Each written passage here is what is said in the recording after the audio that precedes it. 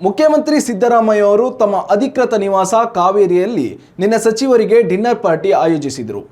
ಭರ್ಜರಿ ಊಟದ ಜೊತೆಗೆ ಸಚಿವರಿಗೆ ಸಿಎಂ ಸಿದ್ದರಾಮಯ್ಯ ಕೆಲವೊಂದು ಕಿವಿ ಮಾತು ಹೇಳಿದ್ದಾರೆ. ಡಿನ್ನರ್ ಪಾರ್ಟಿಯಲ್ಲಿ ವೆರೈಟಿ ಊಟದ ಜೊತೆಗೆ ರಾಜಕೀಯ ಚಟುವಟಿಕೆಗಳ ಕುರಿತು ಬಿಸಿ ಬಿಸಿ ಚರ್ಚೆ ನಡೆಸಲಾಗಿದೆ.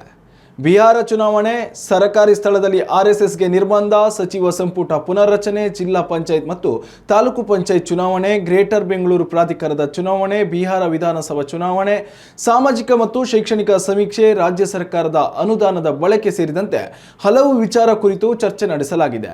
ಕರ್ನಾಟಕದಲ್ಲಿ ಕಾಂಗ್ರೆಸ್ ಸರ್ಕಾರ ರಚನೆಯಾಗಿ 2.5 ವರ್ಷ ಕಳೆಯುತ್ತಾ ಬಂದಿದೆ. ಹೀಗಾಗಿ ನಿಮ್ಮ ಇಲಾಖೆಯಲ್ಲಿ ಸುಧಾರಣೆಯನ್ನ ತರಬೇಕು. ಸಚಿವ ಸಂಪುಟ ವಿಸ್ತರಣೆ ಆಗಲಿದ್ದು, ಒಂದೊಮ್ಮೆ ಪಕ್ಷ ಬಯಸಿದರೆ ನೀವು ಪಕ್ಷ ಸಂಘಟನೆಯ ಕಾರ್ಯಕ್ಕೆ ಸಿದ್ಧರಾಗಬೇಕು ಎಂದು ಸಿದ್ದರಾಮಯ್ಯ ಸೂಚಿಸಿದ್ದಾರೆ.